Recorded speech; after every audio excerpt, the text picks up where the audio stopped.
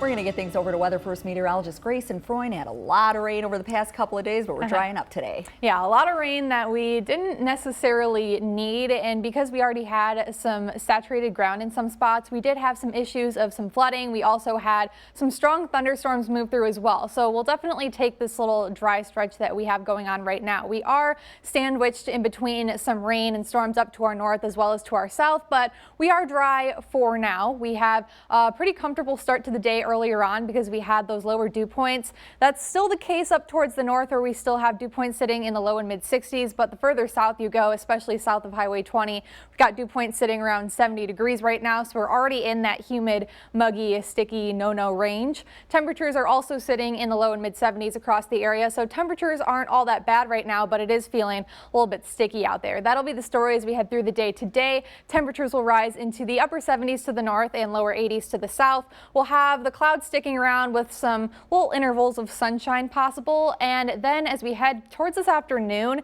we could have a few pop-up, very isolated and brief showers and storms towards the afternoon into the early evening hours. Then as we head through the overnight, could have some additional activity kind of spark up late overnight and into early Tuesday morning.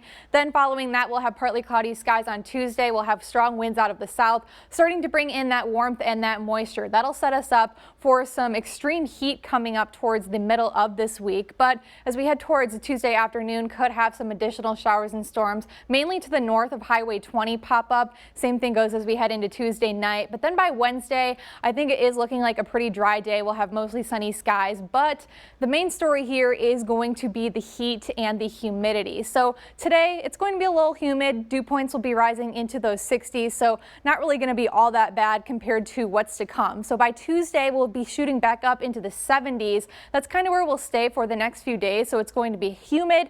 Temperatures will climb back up into the upper 80s and lower 90s across the area, and that will send our heat index values, or in other words, the feels like temperatures, into the triple digits between 100 and 105 degrees between Tuesday, Wednesday, and Thursday. So going to be potentially some dangerous heat that we'll be dealing with. So we do have an extreme heat watch in effect for some portions of eastern Iowa, and we've already dealt with some heat like this before this summer, so it's really nothing new. So hopefully we know the drill by now. Just make sure that you're limiting your time outdoors. If you do have to be outside, take some breaks in the shade or indoors in the AC, and make sure that you are staying hydrated as well and wearing those light colored and loose fitting clothing. So over the next few days, we'll have a few chances for some isolated showers, mainly towards the afternoon on Monday and Tuesday. Temperatures going from 81 today to 89 by Tuesday. Then by Wednesday and Thursday, we're back up in the 90s with those higher chances for rain and storms coming by Thursday and Friday, potentially lingering into Saturday.